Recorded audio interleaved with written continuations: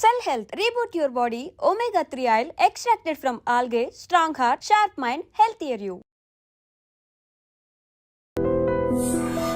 Welcome to iDream media. So cancer పెద్ద మహమ్మారి. So diabetes, BP ఇలా వచ్చినంతగా ఎక్కువగా క్యాన్సర్ అనేది వస్తుంది. క్యాన్సర్ బాధితుల సంఖ్య కూడా రోజు రోజుకి పెరుగుతుంది. అసలేంటి క్యాన్సర్, ఎందుకు వస్తుంది, క్యాన్సర్ వస్తుంది అని మనకు ముందే తెలుస్తుందా, ఎలాంటి లక్షణాలు ఉంటాయి ఒకవేళ, ఇక అంతేకాకుండా క్యాన్సర్ వస్తే ఎటువంటి ట్రీట్మెంట్స్ అందుబాటులో ఉన్నాయి, అలోపతి వైద్యమా, సనాతన వైద్యమా, హోమ్ రెమెడీసా, పూర్తి వివరాలు ఈరోజు మనతో పాటు ఉన్నారు ప్రముఖ క్యాన్సర్ స్పెషలిస్ట్ డాక్టర్ సందీప్ తులా గారు. డాక్టర్ గారు నమస్తే. నమస్తే. ఎట్లా ఉన్నారు డాక్టర్ గారు? నేను సూపర్ అండి, యాజ్ యూజువల్. ఎన్ని ఇయర్స్ ఆఫ్ ఎక్స్పీరియన్స్ ఈ వృత్తిలో మీది? నాకు 8 సంవత్సరాలు అయింది. ఈ 8 ఇయర్స్లో ఏ ఏజ్ పేషెంట్స్ని ఎక్కువగా చూసుంటారు ఈ క్యాన్సర్ బాధితులు? 50 సంవత్సరాలు పైబడిన వాళ్ళలో ఎక్కువ మందిని చూస్తూ ఉంటాం అండి. 50 ఇయర్స్ లోపు వాళ్ళు ఎట్లా ఉంటారంటే తక్కువగా ఉంటారు when compare to the other people. So ఎక్కువ శాతం మనం వయసు పైబడిన వాళ్ళనే మనం చూస్తూ ఉంటాం క్యాన్సర్ అనేది. అట్లా అని చెప్పి యంగ్స్టర్స్లో రాదని కాదు, ఎక్కువ శాతం మనం చూసేది more than 50 years age group. పర్టికులర్గా ఏ రీజన్ వల్ల ఈ క్యాన్సర్ అనేది వస్తుంది? ఫస్ట్ జెనెటిక్ అండి. జెనెటిక్ అంటే ఏదో వంశపారంపర్యం అంటలేదు, మీలో ఉన్న కణాల్లో మార్పుల వల్ల క్యాన్సర్ అనేది వస్తుంది ఉన్నట్టు. అంటే ఇప్పుడు నేను చాలాసార్లు చెప్తా ఉంటాను ఏంటంటే, మీ శరీరంలో ప్రతి కణం రెప్లికేట్ అవుతూ ఉంటుంది, మల్టిప్లై అవుతూ ఉంటుంది అన్నట్టు. కానీ ఒక పాయింట్ వచ్చిన తర్వాత అది ఆగిపోతుంది, అంటే ఎంత రెప్లికేట్ అవ్వాలో అయ్యి ఆగిపోతుంది. క్యాన్సర్ కణాల్లో ఎట్లా అంటే ఇట్లా ఆగిపోవాలి అనే సిగ్నల్ అనేది దానికి ఉండదు అన్నట్టు. సో అది నెంబర్ ఆఫ్ టైమ్స్ మల్టిప్లై అవుతూ ఉంటుంది, దానికి కంట్రోల్ ఉండదు. దానంతట అది ఆహారం తీసేసుకుంటూ ఉంటుంది, మల్టిప్లై అవుతూ ఉంటుంది, బాడీ యొక్క నియంత్రణ కోల్పోతుంది. సో అట్లా మల్టిప్లై అవ్వడం వల్ల ఒక కణితిలాగా మారుతూ ఉంటుంది అన్నట్టు. దాన్నే మనం క్యాన్సర్ అని అంటాం. ఇది పూర్తిగా జెనెటికల్లీ. మళ్ళీ జెనెటిక్ అనగానే వాడుక భాషలో ఏమవుతుందంటే జెనెటిక్లో మార్పు, జెనెటిక్ చేంజ్ వల్ల. కానీ అది ఒకరి నుంచి ఒకరికి వెళ్ళేది అట్లా కాదు, వంశపారంపర్యంగా కాదు, హెరిడిటరీ కాదండి. మీ జీన్స్ లో ఉన్నటువంటి మార్పుల వల్ల వస్తుంది అంటున్నారు. ఈ జీన్స్ లో మార్పు ఎందుకు వస్తుంది? జెనెటిక్ చేంజ్ అనేది అంటే మల్టిపుల్ రీజన్స్ ఉంటాయండి. మనము ఇప్పుడు ఎట్లా అంటే for example human papilloma virus అనే ఒక వైరస్ ఉందండి. ఆ హెచ్పివి వైరస్ యొక్క ఇన్ఫెక్షన్ వల్ల కూడా మన కణాల్లో మార్పు వస్తుంది. ఆ మార్పు రావడం వల్ల కూడా ఆ కణాలు రెప్లికేట్ అవ్వడం మొదలై కంతిలాగా మారి, ఫర్ ఎగ్జాంపుల్ గర్భాశయ ముఖద్వారం యొక్క క్యాన్సర్, సర్వైకల్ క్యాన్సర్ కావచ్చు, ఓరోఫారింజల్ అంటే గొంతు భాగంలో వచ్చే క్యాన్సర్స్ కావచ్చు, వెజైనల్ క్యాన్సర్ కావచ్చు, యానల్ కెనాల్ క్యాన్సర్ కావచ్చు. ఈ పలు రకాల క్యాన్సర్స్ ఏవైతే ఉన్నాయో for example human papilloma virus infection వల్ల వస్తుంది. ఇంకోటి మనకు గాల్ బ్లాడర్ స్టోన్స్ అని అంటారు చూసారా, గాల్ బ్లాడర్లో చిన్న చిన్న రాళ్ళు వచ్చినాయి అంటారు చూసారా. కొంతమందికి ఏంటంటే ఆ రాళ్ళు ఎక్కువ రోజులు ఉండడం వల్ల క్రానిక్ ఇరిటేషన్ కాజ్ అయ్యి అది గాల్ బ్లాడర్ క్యాన్సర్ లాగా కూడా మారచ్చు. ఇట్లా చాలా రకాల, అంటే ఫర్ ఎగ్జాంపుల్ సింపుల్ రీజన్ మనకి కొంతమంది ఏమంటారంటే నాకు నాలుక భాగంలో ఈ మన పన్ను ఉంటాయి చూసినా, అవి షార్ప్గా ఉండడం వల్ల కంటిన్యూస్ ఇరిటేట్ చేస్తూ ఉంది అనుకోండి, మనం దాన్ని ఓవర్లుక్ చేసినాం అనుకోండి, అది కొన్ని సంవత్సరాల తర్వాత ఆ భాగంలో క్యాన్సర్ వచ్చే అవకాశం ఉంటుంది. ఎనీ క్రానిక్ ఇరిటేషన్ మీకు బాడీలో ఉంటే అది క్యాన్సర్ అవ్వచ్చు, వైరల్ ఇన్ఫెక్షన్ దానివల్ల క్యాన్సర్ అవ్వచ్చు. ఇవన్నీ మన శరీరంలో ఏంటంటే ఒక మ్యూటేషన్ని ట్రిగర్ చేస్తాయి, దానివల్ల మనకి క్యాన్సర్ అనేది వస్తుంది. ఓకే, ఇప్పుడు క్యాన్సర్ కణాలు అప్పుడప్పుడే స్టార్ట్ అవుతున్నాయి అన్నప్పుడు ఏమైనా లక్షణాలు కనిపిస్తాయా? లేదు, యాక్చువల్లీ అప్పుడప్పుడే స్టార్ట్ అవుతున్నా అంటే ఇప్పుడు మన శరీరంలో ప్రతి భాగానికి ఒక ఫంక్షన్ అనేది ఉంటుంది కదా, ఆ ఫంక్షన్ ఎప్పుడైతే దెబ్బతింటుందో ఓకే అప్పుడు మాత్రమే దాని లక్షణాలు కొద్దిగా బయటపడతా ఉంటాయి. ఇది ఎందుకు ఆన్సర్ చేస్తున్నానంటే చాలా మంది మాకు బ్రెయిన్ ట్యూమర్ వాళ్ళు వస్తారండి. ఫర్ ఎగ్జాంపుల్ జీబీఎం అనే ఒక కేసు ఉంది, గ్లయోబ్లాస్టమా మల్టీఫార్మ్ అయిన ఒక బ్రెయిన్ ట్యూమర్ ఉంటుంది, అది గ్రేడ్ 4 అంటారు. వాళ్ళు చాలామంది వచ్చి ఏమంటారంటే సార్ ఒక 3 నెలల ముందు కనుక నేను పసిగట్టేది ఉంటే, దాన్ని నేను తొలి దశలోనే పసిగట్టేది ఉంటే నాకేమన్నా బాగుండేదా అని అడుగుతారు అన్నట్టు. ఆ టైంలో మీరు యాక్చువల్లీ చూడలేరండి. ఎందుకంటున్నానంటే మీకు లక్షణాలే రాలేదు, మీరు ఎట్లా పసిగడతారు దాన్ని? కుదరదు, రైట్? సో దాని యొక్క ఫంక్షన్ ఎప్పుడైతే దెబ్బతింటుందో అప్పుడు మాత్రమే దాని యొక్క లక్షణాలు బయటపడతాయి. నేను దీనికి ఇది ఎందుకు చెప్తున్నానంటే చాలామంది లక్షణాలు నెక్స్ట్ అడిగేది ఏంటంటే అసలు లక్షణాలు ఎట్లా ఉంటాయి, నేను ఎప్పుడు వెళ్ళాలని చెప్పి. మీకు కంట్రోల్ అవ్వని ఏ సిమ్టమ్ అయినా ఒక 2-3 వారాల ఇప్పుడు కొంతమంది నాకు చలిలో ఏడితే చలికి వెళ్ళినాను, నాకు గొంతు నొప్పి కానీ అట్లా స్టార్ట్ అవుతుంది, లేదా కొంతమంది మింగడంలో ఇబ్బంది స్టార్ట్ అవుతుంది, శ్వాస తీసుకోవడంలో ఇబ్బంది స్టార్ట్ అవుతుంది అంటారు, రైట్? చలి లేకుంటే మీకు అది నార్మల్గా ఉండిపోతుంది. ఆర్ 2-3 days కామ్గా ఉన్నారు, తగ్గిపోతుంది. That may not be cancer. అంటే మీరు ఒక కాజ్ని ఐడెంటిఫై చేయగలిగారు, ఓకేనా, అప్పుడు అది క్యాన్సర్ అవ్వకపోవచ్చు. మీరు కాజ్ని ఐడెంటిఫై చేయలేకుంటున్నారు, కానీ అటువంటి లక్షణం ఏదైతే ఉందో అది కంటిన్యూస్గా వస్తూనే ఉంది మీకు. కొంతమందికి ఏంటి అల్సర్స్ వస్తాయి, మన నోట్లో పెచ్చినట్టు అయితే చాలా మందికి. అదేంటి, కొన్ని రోజులకు విటమిన్ డెఫిషియన్సీ ఉన్న వాళ్ళకి కొన్ని రోజులకు తగ్గిపోతుంది. అట్లా తగ్గకుండా ఒక 2-3 వారాల కన్నా ఎక్కువ ఉంది, నొప్పి లేదు, అప్పుడు మీరు గమనించుకోవాలి, చూసుకోవాలి. నెక్స్ట్ ఇంకొంతమందికి ఏంటి, నాకు హెడేక్ వస్తుంది, టెన్షన్ వల్ల హెడేక్ వస్తుంది. టెన్షన్ వల్ల హెడేక్ అయితే అందరికీ రావాలి కదా, రైట్? మీకు అప్పుడప్పుడు ఓన్లీ 1-sided వస్తుంది, మెయిన్గా ఫీమేల్స్కి కొంతమంది సింగిల్ సైడ్ వస్తుంది, అది మైగ్రేన్ అయి ఉండొచ్చు. కానీ మీకు ఆ ఇంటెన్సిటీలో డిఫరెన్స్ తెలిసిపోతుందండి. అంటే ఎప్పుడు వచ్చే తలనొప్పిరా కాకుండా కొంచెం డిఫరెంట్గా మీకు అనిపిస్తుంది, తల తిరగడం మొదలవుతుంది ఎక్కువగా, వెళ్ళి చూయించుకోండి. నెక్స్ట్, మీకు మింగడంలో ఎటువంటి ఇబ్బంది లేదు, ఎప్పుడైనా ఇన్ఫెక్షన్ వచ్చినప్పుడు అది రావచ్చు. అట్లా కాకుండా కంటిన్యూస్గా మీరు ఫస్ట్ ఫుడ్ తీసుకునేటప్పుడు నాకు కొద్ది ఇక్కడ ఆగినట్టు అవుతుంది అనిపిస్తుంది అనుకోండి, వెళ్ళి చూయించుకుంటే మంచిది. ఇక్కడ యాక్చువల్లీ వెళ్ళి చూయించుకుంటే మంచిది. అంటే ప్రతి లక్షణంలో ఏమవుతుందంటే, ఫర్ ఎగ్జాంపుల్ ఎవరైనా హెడేక్ అని వచ్చారు నా దగ్గరికి, వాళ్ళకు రెండు చేశాను నేను. ఒకటి MRI రాశాను, ఒకటి ఏమవ్వదు అని పంపించాను. క్లినికల్గా మీరు కొన్నిటిని ఐడెంటిఫై చేయలేరండి. నేను ఏమీ లేదని పంపించిన వాళ్ళకి నెక్స్ట్ మళ్ళీ MRI చేస్తే క్యాన్సర్ అని వచ్చింది అనుకుందాం, వాళ్ళు తిడతారు నన్ను. MRI రాసిన వాళ్ళకి ఏం లేదన్నాను అనుకోండి, వీడు నాకు అనవసరంగా టెస్ట్ రాసినని వీళ్ళు తిడతారు. అనవసరంగా టెస్ట్ రాసినట్లు అవ్వదు కదా, ఉందో లేదో అన్న భయం పోతుంది కదా. అదే, సో మన వాళ్ళకి ఎట్లా ఫీలింగ్ ఉందంటే అనవసరంగా టెస్ట్ రాస్తారని మర్చిపోతారు. అంటే ప్రాబ్లంతో మన దగ్గరకు వచ్చినప్పుడు ఏమో, సార్ మీరు ఏది చెప్పినా చేస్తాము అన్నప్పుడు ప్రతి ఒక్కరు ప్రతి దానిలో డబ్బులు సంపాదించుకోవాలని ఏమి ఉండదండి మనకి. ఎందుకంటే ఒక పేషెంట్కి మంచిగా ఒక పేషెంట్ మౌత్ ఆఫ్ వర్డ్తో చెప్తేనే మాకు మళ్ళీ వస్తారు కదా. సో ప్రతి ఒక్కరికి ఒక పేషెంట్ నుంచి డబ్బులు సంపాదించేసుకోవాలని ఏమి ఉండదు. మాకెట్లా ఉంటుంది, వాళ్ళు అప్పుడు చెప్పిన ప్రాబ్లం బట్టి మనకి ఇంపార్టెంట్ అనుకుంటే ఆ టెస్ట్ రాస్తాం, ఓకేనా. కానీ ఆ ప్రాబ్లం లేదు, మీకేం కాదు అని చెప్పిన వ్యక్తి నెక్స్ట్ ఒక దగ్గరికి వెళ్ళి మాట్లాడేటప్పుడు, మెయిన్గా మా మంచిర్యాల మా కరీంనగర్ ఏరియాలో ఎట్లుంటుందంటే, అని ఈయన దగ్గర పోయినరా, అనవసరంగా 5,000 టెస్టులు రాసిండ్రా అంటారు, ఓకేనా. అప్పుడు ఆయన కాన్వర్జేషన్లో అది అనవసరం అయిపోతుంది. కానీ డాక్టర్ దగ్గరికి వచ్చినప్పుడేమో మీరు ఏది చెప్పినా కూడా చేస్తాం సార్ అంటారు. సో ఇది ఆల్వేస్ ఏ డిస్కషన్ అన్నట్టు మాకు పేషెంట్స్కి మధ్యలో, లేదా డిఫరెంట్ ఫోరమ్స్లో కూడా. ఎస్, ఖచ్చితంగా డాక్టర్ గారు ఇప్పుడు ఈ క్యాన్సర్ లక్షణాలు అంటే మీరు చెప్పినట్లు అవి డిఫరెంట్ ముందుగా తెలియవు, ఏదైనా కొంచెం మనకి తగ్గనట్లుగా, సో ఇది నార్మల్గా లేదు అనిపిస్తే మాత్రం ఒకసారి డాక్టర్ దగ్గరికి వెళ్ళడం మంచిది. ఒకవేళ మీకు పీరియడ్స్ ఆగిపోయినాయి ఎవరికైనా కూడా, మళ్ళీ తర్వాత బ్లీడింగ్ స్టార్ట్ అయింది ఎప్పుడైనా కూడా, చుక్క బ్లీడ్ పడ్డా కూడా వెళ్ళి చూయించుకోవాలి.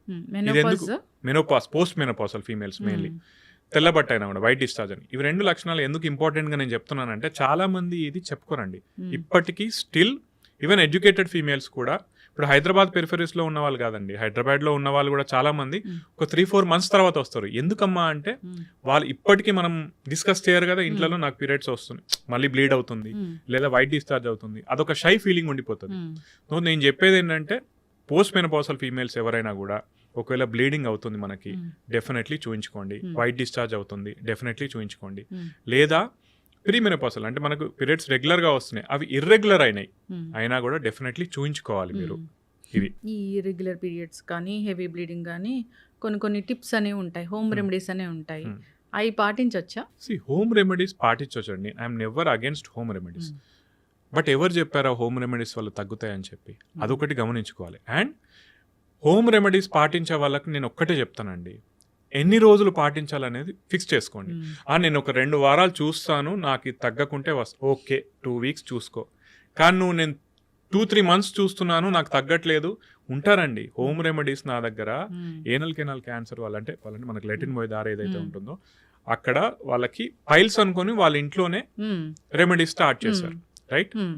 ఎన్ని రోజులు, 2 నెలలైంది, 3 నెలలైంది, 4 నెలలైంది, 5 to 6 months తర్వాత నా దగ్గరకు వస్తే జస్ట్ ఒక ఫింగర్ బెడ్ టెస్ట్ చేస్తే అక్కడ లోపల హార్డ్ మాస్ తెలుస్తుంది మనకి, ఓకేనా.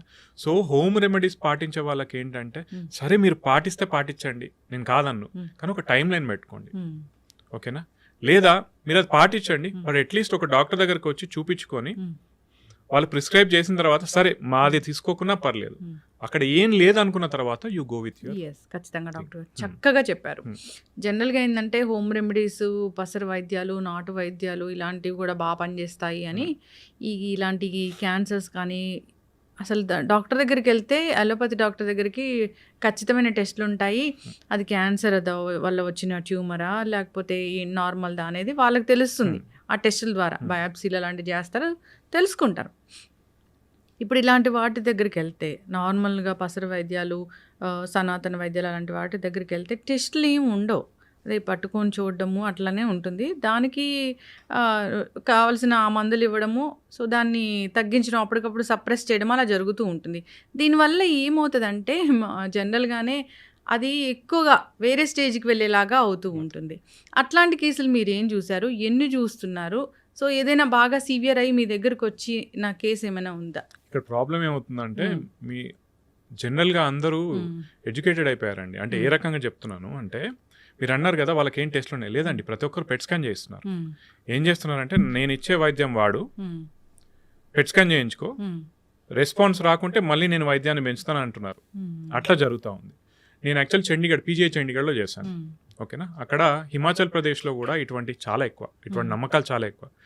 కాకపోతే అటు సైడ్ పసరమందు వాళ్ళతో నాకు ప్రాబ్లం ఎక్కువ ఎందుకు ఉండకపోయేదంటే, వాళ్ళు అట్లీస్ట్ ఏం చెప్పేటోళ్ళు అంటే, మీరు అది కూడా వాడండి, నాది కూడా వాడి చూడండి, రెండు కలిపి చూడండి అంటే, అక్కడ మేము ఎక్కువ అపోజ్ చేసేవాళ్ళం కాదు. ఎందుకంటే ఇట్స్ యువర్ బిలీఫ్. కానీ పసరమందు వల్ల కొన్ని వాడడం వల్ల లివర్ పాడైన సందర్భాలు ఉంటాయి.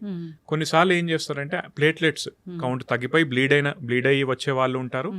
కొన్నిసార్లు కొంతమంది ఏం చేస్తారు, వాళ్ళు చెప్పినా కూడా వీళ్ళు మా దగ్గరకు వచ్చి మెడిసిన్స్ ఏం తీసుకోరు పేషెంట్స్. దే జస్ట్ కంటిన్యూ ఆ పసర మందులు కావచ్చు ఏదైనా అది కంటిన్యూ చేస్తారు. డిజీజ్ ప్రోగ్రెస్ అవుతుంది. ప్రోగ్రెస్ మన దగ్గరకు వచ్చినప్పుడు మనం ఏం చేయలేం. అయితే ఇందులో 2 types ఆఫ్ పేషెంట్స్, అంటే మాకు బాధ ఎక్కువ ఎప్పుడు అనిపిస్తుందో నేను చెప్తానండి. మనిషికి ఏంటి ఒక ఆశ. ఇప్పుడు టర్మినల్ ఇల్ పేషెంట్స్ వచ్చారు, స్టేజ్ 4.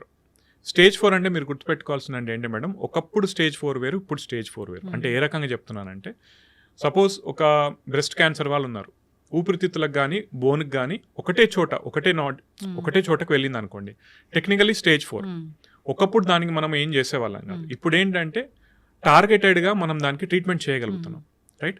కొంతమంది ఏంటి full bone stage 4. Full blown అంటే ఏంటంటే మొత్తం శరీరం అంతా ఆల్రెడీ స్ప్రెడ్ అయి ఉంటుంది, అంటే వేరే ఆర్గాన్స్ కూడా వచ్చి ఉంటుంది, మొత్తం వెళ్ళిపోయి ఉంటుంది. వాళ్ళకి ఏంటంటే కొన్నిసార్లు పాలియేటివ్ కేర్ అడ్వైస్ చేస్తాం. అంటే వాళ్ళకి ఎటువంటి సిమ్టమ్స్, ఇప్పుడు నొప్పి ఉంది, నొప్పి కంట్రోల్ చేయడానికి, రైట్, వాంతులు అవుతున్నాయి, వాంతులు తగ్గేందుకు, ఓకేనా, ఇటువంటి చెప్పడం తప్పితే యాక్టివ్ ట్రీట్మెంట్ ఏం చేయం. అటువంటి వాళ్ళని తీసుకుపోయి మీరు పసరు మందులో లేదా ఎవిడెన్స్ లేనటువంటి మందులో ఏవో ఇస్తున్నారు, మీ ఆశ కొద్దీ మీరు ఇస్తున్నారు, దాంట్లో తప్పు లేదండి. ఇప్పుడు నేనున్నా కూడా ఫ్యామిలీ మెంబర్స్ పొజిషన్లో సరే ఏదో కొద్దిగా ఆశ ఉంటుంది కదా అని చెప్పి దానిలో ఎటువంటి తప్పు లేదు, తీసుకెళ్ళండి. కొంతమంది ఏం చేస్తున్నారంటే cases, early cases, for example నా దగ్గర ఒక పేషెంట్ ఉన్నారు, నాందేడ్ నుంచి ఉన్నారు, టంగ్ క్యాన్సర్ ముందు భాగంలో వచ్చింది, ఆయనకు ఆపరేషన్ చేస్తే సరిపోయేది, చిన్నగా ఉన్నప్పుడు వచ్చాడు, ఇక్కడ మా దగ్గరకు వచ్చాడు, ఓకే ఆపరేషన్ చెయ్యాలి అన్నాం, వెళ్ళిపోయాడు. 6 నెలల తర్వాత వచ్చాడు. 6 నెలల నుంచి వాళ్ళ లోకల్లో ఆయుర్వేదిక్ డాక్టర్ దగ్గర మందులు తీసుకుంటారు, పెరిగింది. ఇప్పుడు ఇనాపరబుల్ స్టేజ్ 4. టంగ్లో ఏంటంటే ఇనాపరబుల్ అయిపోయి కింది భాగాలకు పోయి వేరే భాగాలకు వెళ్ళకున్నా కూడా దాన్ని స్టేజ్ 4 అని కన్సిడర్ చేసుకుంటాం. ఇప్పుడు దానికి ఏం చేస్తాం? అయితే డాక్టర్ గారు ఇక్కడ ఇంకోటి ఉంది, ఈ మీ దగ్గర రాగానే మందులు అవన్నీ చాలా కాస్ట్లీ ఉంటాయి, టెస్ట్లు అన్నీ రాస్తారు, అన్నీ చాలా డబ్బులతో కూడుకున్న పని. సరే అందరూ ఎఫర్ట్ చేయలేరు కదా, వెళ్ళి ఆయుర్వేదాలు చెట్ల మందులు అనేసరికి అవి మీ మరీ అంత ఎక్కువ కాస్ట్ కూడా ఉండవు అని ఆ విధంగా కూడా వెళ్తూ ఉన్న పరిస్థితి.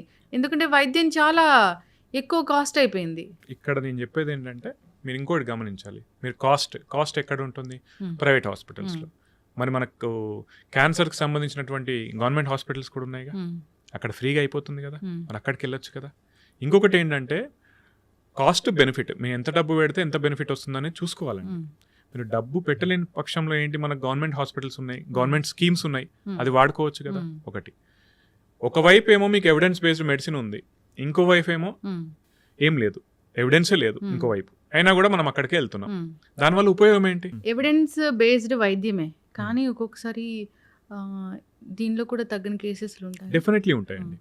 ఇంకొక ఇప్పుడు చాలా మంది ఏం చేస్తారంటే మీ కీమోథెరపీ వల్ల తగ్గదు, రేడియేషన్ వల్ల తగ్గదు, సర్జరీ వల్ల తగ్గదు అంటే మేమే చెప్తున్నాం, అన్నీ తగ్గవు. Stage wise, site wise, cancer బట్టి ఉంటుంది ట్రీట్మెంట్, కానీ నేను బ్లాంకెట్ స్టేట్మెంట్ మిగతా వాళ్ళలాగా ఇవ్వలేను కదా. ఒకటి, మీరు తగ్గని కేసు పట్టుకొని ఓకేనా పర్సంటేజ్ చూసుకోవాలండి. ఇక్కడ ఏం చేస్తున్నారంటే, ఇక్కడ నేను చాలామంది ఒక మాట అంటాను. ఇప్పుడు సపోజ్ ఒక వ్యక్తి ఇక్కడ ఉన్నాడు, నేను బర్రెవరా అన్నాను అనుకోండి, సపోజ్ నువ్వు గాడిదవి లేకుంటే బర్రెవి అన్నాను, రైట్?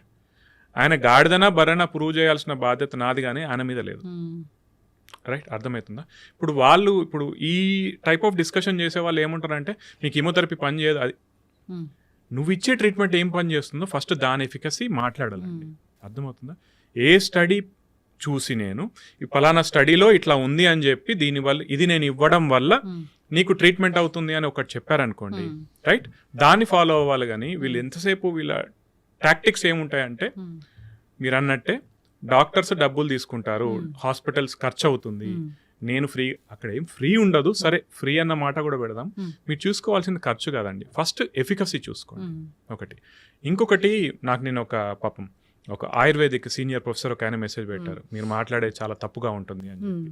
నాకు బాధ అనిపించింది. ఇప్పుడు ఆయుర్వేదం మీద గౌరవం ఉందండి. నేను చాలాసార్లు చెప్తాను, నాకు ఆయుర్వేదం మీద గౌరవం ఉంది. గౌరవం వేరు, ఫ్యాక్ట్స్ వేరు, రైట్?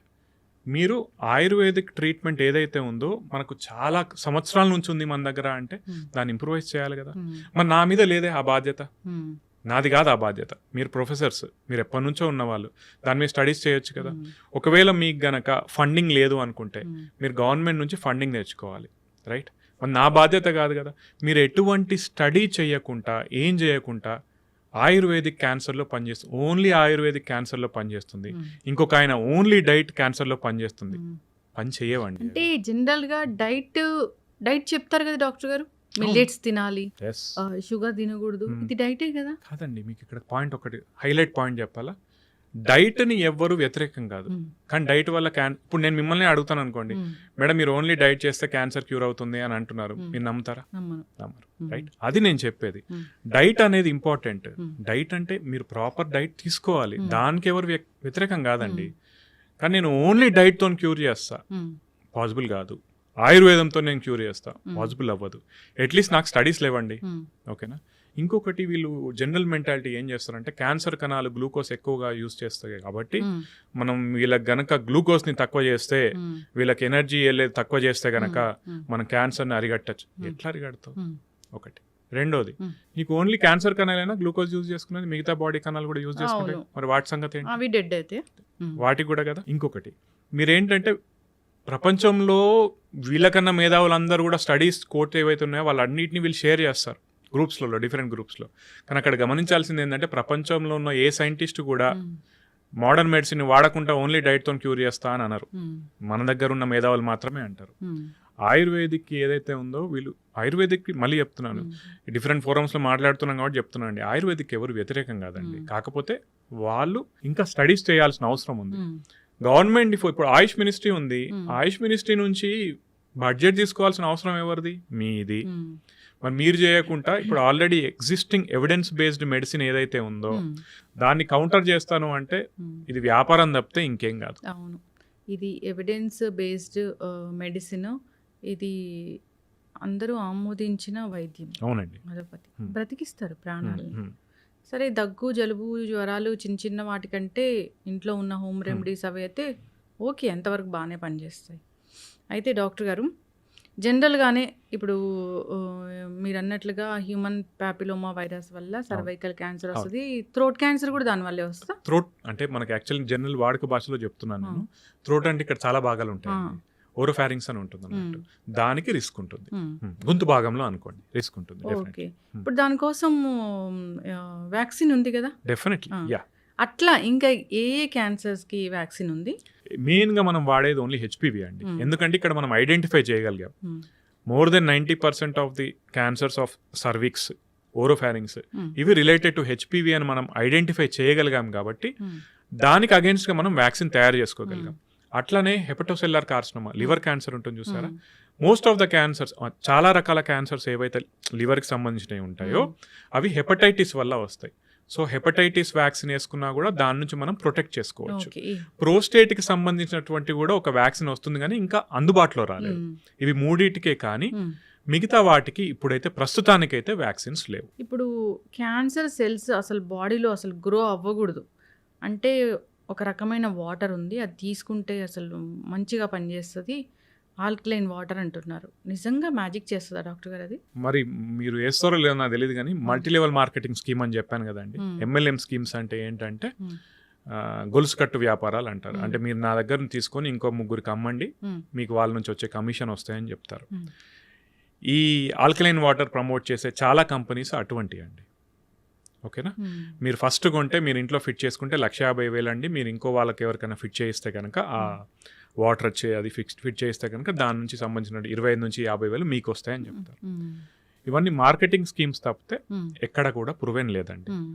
మీరు మళ్ళీ అందరూ యాంటీగా మాట్లాడతారు, ఏంటి మీరు నిజంగా తెలిసే మాట్లాడతారు. లేదండి, ప్రూఫ్ లేదు. ప్రూఫ్ ఉంటే నేను ప్రతి దానిలో ఏం చెప్తానంటే ప్రూఫ్ ఉంటే నేనే దాన్ని తీసుకొని నేనే మార్కెట్ చేసుకుంటా, నేనే బిజినెస్ చేస్తాను దాని నుంచి. లేదండి, దిస్ ఇస్ ఆల్ ఫాల్స్ అంతే. అసలు క్యాన్సర్ రాకూడదు, అరికట్టాలి, ముందే ప్రివెంట్ చేసుకోవాలి అంటే ఏం లేదా డాక్టర్ గారు? ఉన్నాయండి, చాలా ఉన్నాయి, కానీ మనం ఫాలో అవ్వని. అంటే ఏంటంటే ఫర్ ఎగ్జాంపుల్ మన బరువుని కంట్రోల్లో పెట్టుకోవాలి, ఒబీస్ అవ్వకుండా చూసుకోవాలి మనం. ఓకే, ఎందుకంటే obesity is indirectly link to cancer. Okay, బరువు పెరిగితే ఆ హార్మోనల్ ఇంబ్యాలెన్సెస్ కావచ్చు, మైక్రో ఎన్విరాన్మెంట్ అంటారు, మన శరీరంలో ఒక ప్రపంచం అనుకోవచ్చు, దానిలో సబ్అక్యూట్ ఇన్ఫ్లమేషన్ అంటారు, ఆ చేంజెస్ వల్ల కూడా క్యాన్సర్ వచ్చే అవకాశాన్ని పెరిగినట్టు మనం బరువుని కంట్రోల్లో పెట్టుకోవాలి. ఓకేనా, ఒబెసిటీని. జంక్ ఫుడ్ తింటాము. నెక్స్ట్ ప్రాపర్ డైట్ తీసుకోవాలి, గ్రీన్ లీఫీ వెజిటేబుల్స్ కావచ్చు, మనకు ఆహారం మంచిగా తీసుకోవాల్సి ఉంటుంది. ఇప్పుడు మనము ఎక్కువ శాతం ఇప్పుడు నేను ఎన్ని చెప్పినా మళ్ళీ వాళ్ళ పోయి మేబీ స్విగ్గీ జొమాటో నుంచి బయట నుంచి ఆర్డర్ పెట్టుకుంటాను. అర్థమవుతుందా మేడం? మనం ప్రాపర్ డైట్ తీసుకుంటూ చెడు అలవాట్లకు దూరంగా ఉంటూ, అంటే స్మోకింగ్ కావచ్చు, ఆల్కహాల్ కావచ్చు, వీటన్నిటికీ దూరంగా ఉంటూ మనము మన ఫిట్నెస్ని బాగా మెయింటైన్ చేస్తూ ఒబెసిటీని కంట్రోల్ చేసుకుంటూ ఇవన్నీ ఉంచుకుంటే కనుక మళ్ళీ ఇక్కడ ఏంటంటే ఇవన్నీ ఉన్న క్యాన్సర్ అవంటే వస్తాయి, కానీ ఇవన్నీ లేని వాళ్ళతో కంపేర్ చేస్తే మీకు తక్కువగా వస్తాయి. ఇవి ఎందుకు చెప్తున్నా అంటే మన చుట్టుపక్కల ఉన్న వాళ్ళు ఒక నలుగురు ఇవన్నీ పాటించే వల్ల క్యాన్సర్ వచ్చింది అనుకోండి, మనకేం ఫీలింగ్ వస్తుంది? వీళ్ళందరూ పాటించారు కదా, అయినా వీళ్ళ క్యాన్సర్ వచ్చింది, సో ఏం పాటించినా వస్తుంది, పాటించకున్నా వస్తుంది. యోగా చేస్తారు, డైట్ చేస్తారు, అసలు నాన్ వెజ్ తీసుకోరు, అసలు చెడు అలవాట్లు లేవు, అయినా క్యాన్సర్ వచ్చింది. సో మీరు ఆలోచించాల్సింది ఏంటంటే క్యాన్సర్ మల్టీఫ్యాక్టోరియల్ అండి. అంటే నేను మంచి పోషకాహారం తీసుకుంటాను, నాకు క్యాన్సర్ రాదు, మంచి రిస్క్ తగ్గుతుంది. ఇది మంచి పాయింట్. ఏంటంటే మీకు ఏ పని చేసినా కూడా మీరు క్యాన్సర్ వచ్చే రిస్క్ని తగ్గించుకుంటున్నారు కానీ జీరో చేసుకోరు. ఓకేనా, అది గమనించాలి. అది గమనించకుండా నీ చుట్టుపక్కల వాళ్ళతో కంపేర్ చేసుకొని నువ్వు వాళ్ళ అలవాట్లను కాకుండా నువ్వు చెడ్డ అలవాట్లను అలవాటు చేసుకుంటే రిస్క్ పెంచుకున్న వాళ్ళు అవుతారు. ఇంకొకటి గుర్తుపెట్టుకోవాల్సింది ఏంటంటే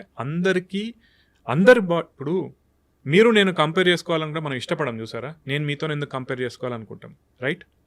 మంచి విషయాలు ఇప్పుడు బాడీలో నువ్వు నాకంటే మంచిగా ఉంటావా, నేను నీకంటే ఇట్లా అనుకున్నప్పుడు మనం అస్సలు కంపారిజన్కి ఒప్పుకోం ఒకరితో. కానీ ఇటువంటి విషయాల్లో మాత్రం మనం కంపారిజన్కి రెడీగా ఉంటాం. నేను అందరికి అదే చెప్తాను, అట్లా కాదు, ఇంకొకరితో కంపేర్ చేసుకోవద్దు. ఒకరు సిగరెట్ తాగినా లేదా ఒక బీడీ తాగినా క్యాన్సర్ వచ్చే రిస్క్ డిఫరెంట్ ఉంటుంది. ఒకరు 10 సిగరెట్లు 20 సిగరెట్లు తాగినా కూడా రిస్క్ డిఫరెంట్ ఉంటుంది. ప్రతి శరీరం డిఫరెంట్, రైట్? మీకు ఏది మంచో చూసుకోవాలి, కానీ పక్క వాళ్ళని కంపేర్ చేసుకుంటూ పక్క వాళ్ళకి వచ్చిందో రాలేదో అని చెప్పి మీ అలవాట్లను మార్చుకుంటా ఉంటే మళ్ళీ అల్టిమేట్లీ మనమే ఇబ్బంది పడతాం. ఇంకొక డాక్టర్ గారు, నేను ఈ మధ్య ఒక వీడియో చూశాను, స్ట్రెస్ ఉంది బాగా, ఎక్కువ ఆలోచిస్తారు, పక్క వాళ్ళ మీద పగ తీర్చుకోవాలనుకుంటూ ఉంటారు, ఎప్పుడు వాళ్ళ పక్కన వాళ్ళ గురించి ఆలోచిస్తారు అన్నప్పుడు అలాంటి వాళ్ళకి కూడా క్యాన్సర్ వస్తుందంట. యాక్చువల్లీ నిన్నే ఒకరు మెసేజ్ పెట్టారు, మీరు బాగా స్ట్రెస్ అవుతున్నట్టున్నారు, మీరు బాగా మిగతా వాళ్ళ మీద ఏడ్చి చేస్తున్నట్టున్నారు, మీకే క్యాన్సర్ రిస్క్ వచ్చే అవకాశం ఉంది అని పెట్టారు. సరే వీళ్ళు ఇట్లా అంటున్నారేంటి అని చెప్పి మళ్ళీ ఒకసారి చూసానండి, అట్లేం లేదండి. డైరెక్ట్ యాక్చువల్లీ ఏంటంటే స్ట్రెస్ఫుల్ లైఫ్ డెఫినెట్లీ మీకు హార్మోనల్ ఇంబ్యాలెన్సెస్ కావచ్చు, మీ శరీరంలో డిఫరెంట్ చేంజెస్ తీసుకొస్తాయి, కానీ ప్రస్తుతానికైతే ఏ స్టడీ లింక్ చేయట్లేదు. అట్లని చెప్పి స్ట్రెస్ లేని వాళ్ళకు రాదు, స్ట్రెస్ ఉన్న వాళ్ళకి వస్తుందని కాదండి. Again this is different. అంటే రిస్క్ పెరుగుతుందా లేదా, మీరు ఏదైనా స్టడీ ఉందా అని నాకు అడిగారనుకోండి, లేదండి. జనరల్ కాకపోతే ఇట్లా చెప్తే మళ్ళీ అందరు ఏమంటారో నాకు తెలియదు. నేనైతే ఏమంటాను, స్ట్రెస్ తగ్గించుకోవాలి. ఆబ్వియస్లీ మీరైనా stressful life is not good for your health. కానీ దానివల్ల క్యాన్సర్ వస్తుందా నాకు తెలియదండి, ఎక్కడైతే నేను చూడలేదు, ఏ స్టడీ అయితే లేదు. మేబీ ఇన్ ద ఫ్యూచర్ వస్తే నేను యాక్సెప్ట్ చేస్తాను. డిఫరెంట్ ఆర్గాన్స్ కి క్యాన్సర్ ఎందుకు వస్తుంది అది అడుగుతాను నేను. షూర్. జనరల్ అవేర్నెస్ కోసం. లంగ్స్ ఎందుకు వస్తుంది? ఊపిరితిత్తుల క్యాన్సర్ ఫస్ట్ మనకు మేజర్ రిస్క్ ఫ్యాక్టర్ ఎక్కువ శాతం మందికి స్మోకింగ్ అండి. అది డైరెక్ట్ కావచ్చు, ఇండైరెక్ట్ కావచ్చు. అంటే మీ ఇంట్లో వాళ్ళు ఎవరు స్మోక్ చేసింది మీరు పీల్చుకున్నా కూడా వచ్చే అవకాశం ఉంటుంది. గుట్కా కావచ్చు, టొబాకో ప్రోడక్ట్స్ ఏ ఉన్నా కూడా రిస్క్ ఎక్కువ. ఓకేనా? ఎయిర్ డస్ట్ వల్ల, డస్ట్ పొల్యూషన్ వల్ల వస్తుందా లేదా అనేది ఇంకా స్టడీస్ జరుగుతున్నాయి, కానీ ప్రూవెన్ ఎవిడెన్స్ అయితే లేదు ప్రస్తుతానికి. మేబీ ఇన్ ద ఫ్యూచర్ రావచ్చు. ఎందుకంటే ఒకప్పుడు కొన్ని ఫ్యాక్టరీస్లో పనిచేసే వాళ్ళకి డైరెక్ట్ దాని డస్ట్ ఇన్హలేషన్ వల్ల లంగ్ క్యాన్సర్ ఎక్కువ వచ్చే అవకాశం ఉందని కొన్ని స్టడీస్ చెప్పాయి, కానీ కన్క్లూజివ్ ఎవిడెన్స్ రాలేదు. సో ఇన్ ది ఫ్యూచర్ మనం maybe will get a study wherein ఈ పొల్యూషన్ వల్ల కూడా వచ్చే అవకాశం ఉంటుంది అని చెప్పి. ఇవి మనం డిటెక్టబుల్ రిస్క్ ఫ్యాక్టర్స్ అండి. Undetectable risk factors will never know lung cancer సంబంధించినంత వరకు. ఇంకా ఎక్కువగా చూస్తాం ఏంటంటే థ్రోట్ క్యాన్సర్, విమెన్ లో కూడా ఎక్కువ చూస్తూ ఉన్నాం. అది ఎందుకు? థ్రోట్ క్యాన్సర్ ఇంతకుముందు చెప్పినట్టు major risk factor human papilloma virus అండి. సో నేను అందరికీ ఏం చెప్తున్నా, ఈ మధ్యకాలంలో ఒకవేళ 9 నుంచి 15 సంవత్సరాల ఆడపిల్లలు మీ ఇంట్లో ఉంటే కనుక, మగవాళ్ళు కూడా ఉంటే కనుక పిల్లలకి హెచ్పివి వ్యాక్సిన్ వేయించేసేయండి. మీరు దాదాపు 70 to 80% ఆఫ్ ది రిస్క్ తగ్గించుకున్న వాళ్ళు అవుతారు. ఇంకొకటి సింపుల్గా మనం చూడాలనుకుంటే, మనకు టొబాకో పెట్టుకుంటారు కదా, తంబాకు పెట్టుకుంటారు, వాళ్ళకు రిస్క్ ఉంటుంది. ఇంకొకటి మా నాన్నమ్మ ఎక్కువ భాగాలు పెట్టుకునేది. ఓకేనా? మా అన్నయ్య మొన్న అంటున్నాడు, వాళ్ళకి ఏం కాలేదు కదరా అంటే రిస్క్ ఉంటుంది. అది భాగాలు, సింపుల్ భాగాలు పెట్టుకున్నా కూడా, జర్దా పెట్టుకున్నా కూడా రిస్క్ ఉంటుంది. అది ఎవరికి వస్తుందో చెప్పలేం. మనకు షార్ప్ అండ్ టీత్ అంటారు. టీత్ షార్ప్గా ఉన్నా కూడా అది కంటిన్యూస్ ఇరిటేట్ చేసినా కూడా ఒక పాయింట్ ఆఫ్ టైంలో క్యాన్సర్గా మారచ్చు. అది కూడా one of the risk factor. ఇప్పుడు హ్యూమన్ ప్యాపిలోమా వైరస్ అన్నారు కదా, అవునండి, 2-3 టైమ్స్ చెప్పారు దాని గురించి. ఇప్పుడు నాకు అది ఎక్కడి నుంచి వస్తుంది డాక్టర్ గారు? సెక్షువల్ ట్రాన్స్మిషన్ అండి. సెక్షువల్ ట్రాన్స్మిషన్ ద్వారా వచ్చే అవకాశం ఎక్కువ ఉంటుంది. అందుకే మనం ఈ ఏజ్ గ్రూప్లో 9 నుంచి 15 సంవత్సరాల వరకు ఎందుకు అంటామంటే, ఆ ఏజ్ గ్రూప్లో వాళ్ళు ఇంకా సెక్షువల్లీ యాక్టివ్ ఉండరు కాబట్టి ఆ ఏజ్ గ్రూప్లో ఇస్తే మంచిది. ఇంకొకటి ఏంటంటే, యాక్చువల్లీ ఇండియన్ పాపులేషన్కి ఏమంటామంటే 26 సంవత్సరాల వరకు కూడా ఇవ్వచ్చు అని చెప్పి. ఎందుకంటే వెస్టర్న్ పాపులేషన్తో కంపేర్ చేసుకుంటే మనకు పెళ్లి కాకముందు సెక్షువల్ యాక్టివ్ ఉండే వాళ్ళు చాలా తక్కువ మంది ఉంటారు when compare to the western population. So 26 years వరకు ఇచ్చుకున్నా కూడా ఏమవ్వదు అని చెప్తా ఉంటాం. ఇంకా ఈ పొట్టలో క్యాన్సర్ ఈ మధ్య ఎక్కువగా వింటూ ఉన్నాము. హెచ్ పైలోరీ బ్యాక్టీరియా, దానికోసము ఇంకా అంతే కదా రకరకాల ఆల్సర్స్ అసలు మనము నార్మల్గా ఈ ఈనోలు ఇలాంటివి తీసుకొని దాన్ని అలా సప్రెస్ చేయడం వల్ల అదే పెద్ద క్రానిక్ అయిపోయి క్యాన్సర్ వస్తుంది అని. దానిలో వాస్తవం ఎంత? అది ఎట్లా తగ్గించుకుంటాం? అది యాక్చువల్లీ వాస్తవమే. ఏంటంటే క్రానిక్ అల్సర్స్ ఏవైతే చాలా మందికి ఉంటాయో అవి ఫ్యూచర్లో క్యాన్సర్గా డెవలప్ అయ్యే అవకాశం ఉంటుంది అన్నట్టు. సో అందరికీ ఏంటంటే ఎండోస్కోపీ చేసి వాళ్ళు టెస్ట్ చేసుకుంటారండి. హెచ్ పైలోరీ కనుక ఉంటే కనుక అది వాళ్ళకి రిస్క్ ఫ్యాక్టర్. సో దాన్ని తగ్గించుకునేందుకు యాక్చువల్లీ మనకి కిట్ ఉంటుంది, టాబ్లెట్స్ ఉంటాయి, అది వేసుకుని తగ్గించుకుంటే మంచిది. ఇంకొకటి కోలాన్ క్యాన్సర్, పెద్ద పేగు క్యాన్సర్ కూడా మనకి ఎక్కువ అవుతూ ఉంటుంది అన్నట్టు. ఇది ఎవరికి ఎక్కువ అంటే రెడ్ మీట్, అంటే ప్రాసెస్డ్ మీట్స్ కానీ రెడ్ మీట్ కానీ ఎక్కువ తినే వాళ్ళు ఎవరైతే ఉంటారో వాళ్ళలో ఎక్కువ చూస్తాం. అందుకే కోలాన్ క్యాన్సర్ మనం వెస్టర్న్ పాపులేషన్లో ఎక్కువ చూస్తూ ఉంటాం. ఇప్పుడు మన దగ్గర కూడా ఫుడ్స్ ఎక్కువ తీసుకుంటున్నాం, ప్రాసెస్డ్ మీట్స్ కానీ రెడ్ మీట్ కానీ ఎక్కువ తీసుకుంటున్నాం కాబట్టి మనకు కూడా ఆ అవకాశం పెరుగుతుంది. కాకపోతే when compare to the western population, ఇది నాకు అందరూ వచ్చి ఏమంటారంటే, సార్ నేను ఇప్పుడు మీట్ తీసుకోవడం ఆపేస్తే మంచిదా అంటే, కాదండి. వాళ్ళు ఏంటంటే వాళ్ళ డైట్లో ఖచ్చితంగా రోజు ఉంటుంది. మనం వారానికి ఒకసారో వారానికి 2 సార్లు కొంచెం క్వాంటిటీ తీసుకుంటాం, దానివల్ల ఏమి ఇబ్బంది ఉండదు. ఓకేనా? సో మీరు కంప్లీట్గా మీట్ మానేయాల్సిన అవసరం అయితే లేదు. You can have that. అంటే వెజ్ నాన్ వెజ్ ఇలా కంపేర్ చేస్తే నాన్ వెజిటేరియన్స్లో ఎక్కువగా క్యాన్సర్ వచ్చే రిస్క్ ఉంటుంది? లేదు, నాన్ వెజిటేరియన్స్లో ఎక్కువ వస్తుందని కాదు. Only processed meats or red meat తీసుకునే వాళ్ళలో రిస్క్ ఎక్కువగా ఉంటుంది. మీట్ ఏంటంటే మన ఇండియన్ పాపులేషన్లో మనం సంబంధించినంత వరకు మన ఫుడ్స్లో ఎక్కువ కార్బోహైడ్రేట్స్ ఉండేలా చూసుకుంటాం, కానీ ప్రోటీన్ అనేది మనకు శరీరానికి ఇంపార్టెంట్ అండి. ప్రోటీన్ కావచ్చు, ఫైబర్ కావచ్చు, అది మన ఫుడ్ కంటెంట్లో తక్కువ తీసుకుంటాం. అది కూడా మనం మెయింటైన్ చేయాలి యాక్చువల్లీ. సో ప్రోటీన్ ఎక్కడి నుంచి వస్తుంది అయితే మనకు వెజిటేరియన్స్ ఏంటి, బీన్స్ కావచ్చు, లేదా మన పనీర్ కావచ్చు, వీటి నుంచి తీసుకోవచ్చు. ఎగ్, మీట్, అది actually it should be A part of your diet. దానివల్ల అది తీసుకునే వాళ్ళలో ఎక్కువ వస్తుందని కాదు. రెడ్ మీట్, ప్రాసెస్డ్ మీట్ తీసుకునే వాళ్ళలో అవకాశం ఎక్కువ.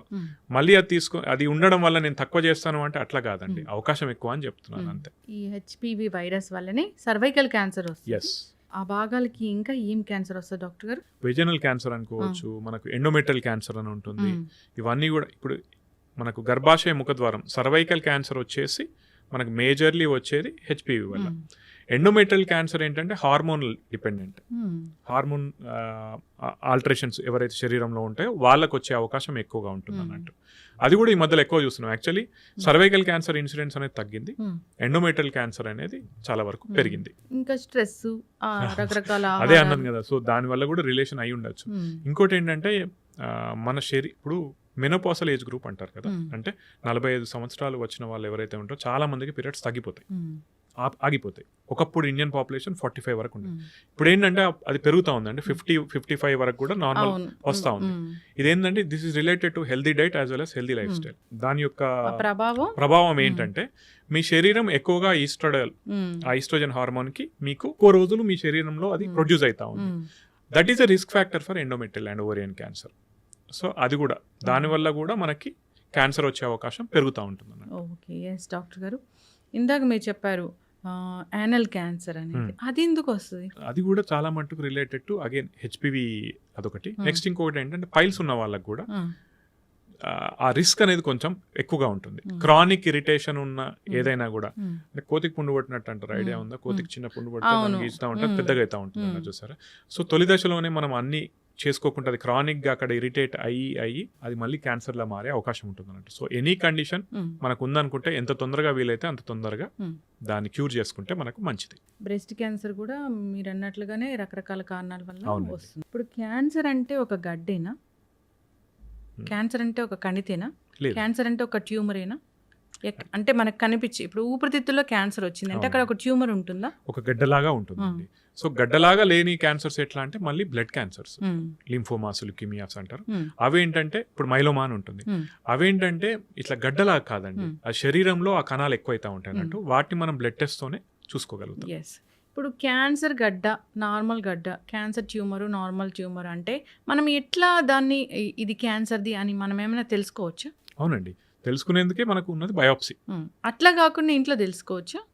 అట్లా కాకుండా అంటే మళ్ళీ సిమ్టమ్స్ బట్టే అండి. మీకు సిమ్టమ్స్ వస్తేనే మీరు దాన్ని గమనించి చూసుకోగలుగుతాం, కానీ బయాప్సీ లేకుండా మీరు డయాగ్నోసిస్ చేయలేరండి. ప్రొవిజనల్ డయాగ్నోసిస్ అంటారు, అంటే ఇది క్యాన్సర్ ఏమో అని చెప్పగలుగుతాం, కానీ బయాప్సీ తీస్తేనే అక్కడ నుంచి చిన్న పీస్ తీసి మైక్రోస్కోప్ లో టెస్ట్ చేస్తేనే మనం అది ఖచ్చితంగా క్యాన్సర్ అని చెప్పగలుగుతాం. నొప్పి లేని గడ్డలన్నీ క్యాన్సర్ గడ్డలేనా డాక్టర్ గారు? నొప్పి లేని గడ్డలు అన్ని కాదండి, ఎక్కువ శాతం. ఎస్, మీరు పర్సంటేజ్ ప్రకారం చూస్తే కనుక నొప్పి లేని గడ్డ ఇట్లా చెప్తే మళ్ళీ వెంటనే నాకు ఇక్కడ గడ్డ ఉందని చాలా మంది వస్తారు. కాదండి, చాలా మట్టుకు ఫ్యాట్ లైపోమాస్ అంటారు, మొబైల్ ఉంటాయి, చాలా మందికి ఉంటాయి, నాకు 2-3 ఉన్నాయి. అవన్నీ క్యాన్సర్ గడ్డలు కాదు.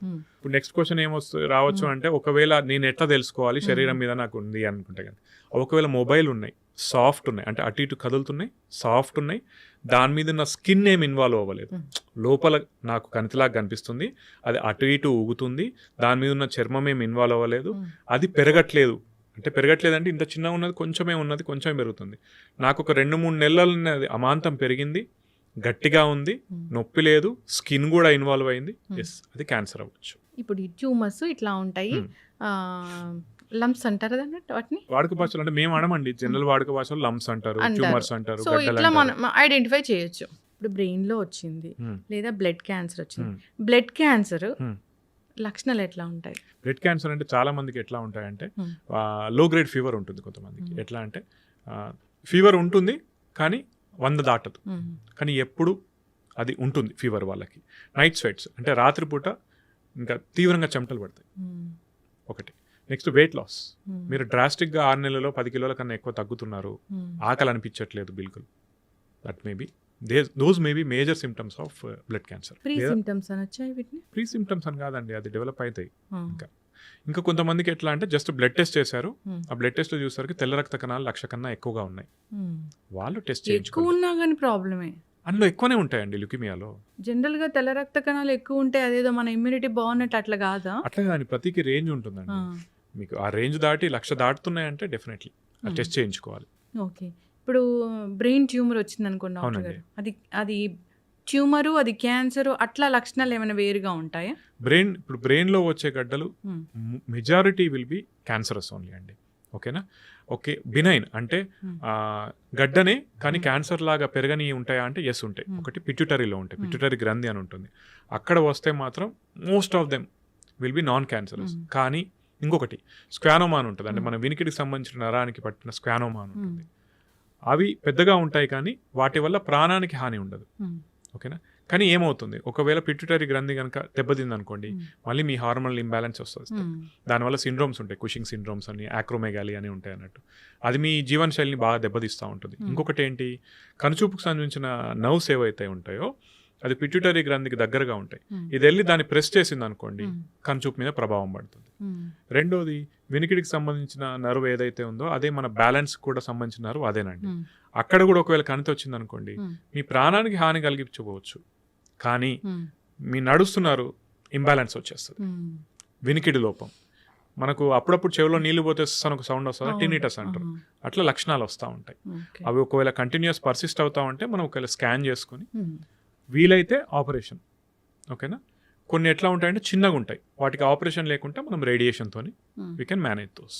ఏ క్యాన్సర్ అయినా కానీ ఈ లక్షణాలు ఉంటాయి అంటే ఏముంటాయి?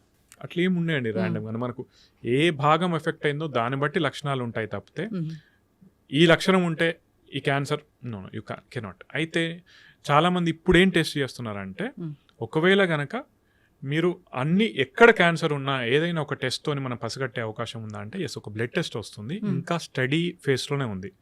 ఆ బ్లడ్ టెస్ట్ తీసుకొని మనకి ఏంటంటే ఆ క్యాన్సర్కి సంబంధించిన కణాలు ఒకవేళ శరీరంలో ప్రవహిస్తూ ఉంటే కనుక మనం కనిపెట్టి అది ఎక్కడి నుంచి వచ్చిందనో చూసి దాన్ని క్యాన్సర్ని పూర్తిగా డెవలప్ అవ్వకముందే కనుక్కునే అవకాశం ఉందా అని చెప్పి ఇంకా అవి టెస్ట్లు నడుస్తూ ఉన్నాయి. అదొకవేళ వస్తే that will be very much helpful for us actually. Yes, ఖచ్చితంగా డాక్టర్, చాలా చక్కగా చెప్పారండి. ఇప్పుడైతే ఏదైనా భయం ఉందనిపిస్తే మీరు అన్నట్లుగా ఇప్పుడు బ్రెస్ట్ క్యాన్సర్ అనుకోండి, దానికి టెస్ట్ ఉంటుంది, మ్యామోగ్రఫీ, అలాంటి టెస్ట్. యాక్చువల్లీ మ్యామోగ్రఫీ అనేది స్క్రీనింగ్ గైడ్ లైన్ అండి. అంటే అందరికీ చేపిస్తాం, కానీ యాక్చువల్లీ రూల్ ప్రకారం పోతే 40 సంవత్సరాలు దాటిన ప్రతి మహిళ అట్లీస్ట్ 1 to 2 years ఒకసారి మ్యామోగ్రఫీ చేయించుకోవాలి. చేయించుకుంటే ఏంటి, మనకు చిన్న అంటే నేను చూసిన వాటిలలో 8 millimeters ఇస్తే లీస్ట్ సైజ్ 8 millimeters ఎర్లీగా కనిపెడితే ఏంటంటే, ఇప్పుడు మనకు అందరికీ స్టేజెస్ అనేది తెలుసు కదా, సో మనం ఎంత తొందరగా కనిపెడితే మనం అంత ఎఫెక్టివ్ ట్రీట్మెంట్ ఇవ్వచ్చు మనం. So mammography everyone above 40 years చేయించుకోవాలి. ఇప్పుడు ఈ సర్వైకల్ క్యాన్సర్ కంటే ఈ టెస్ట్ అనేది ఉంటుంది. సర్వైకల్ క్యాన్సర్ కూడా ఇవన్నీ స్క్రీనింగ్ గైడ్ లైన్స్ అండి. ఫర్ ఎగ్జాంపుల్ 29 నుంచి 30 సంవత్సరాలు దాటిన ప్రతి మహిళ హెచ్పివి టెస్టింగ్ ఉంటుంది, ప్యాప్స్మియర్ అని ఉంటుంది. అది అట్లీస్ట్ 3 to 5 years ఒకసారి చేసుకోవాలి. మ్యామోగ్రఫీ 40 years అబోవ్ ఖచ్చితంగా చేసుకోవాలి ప్రతి ఒక్కరు. కొలనోస్కోపీ 50 నుంచి 50 సంవత్సరాలు దాటినాయి చేసుకోవాలి. ఇట్లా మనకు స్క్రీనింగ్ గైడ్ లైన్స్ అనేవి ఉంటాయి. లివర్కి యాక్చువల్లీ స్క్రీనింగ్ గైడ్ లైన్ ఏది లేదు. సో కాకపోతే మనం తగ్గించుకునేందుకు హెపటైటిస్ వ్యాక్సిన్. జనరల్ గానే రాకూడదంటే మీరు జాగ్రత్తలు చాలా చక్కగా చెప్పారు. రాకూడదంటే మన హెల్దీ లైఫ్ స్టైల్ మెయింటైన్ చేయాలి. ఇలాంటివి వ్యాక్సిన్స్ కొన్నిటికి ఉన్నాయి, జాగ్రత్తలు అయితే పాటించాలి.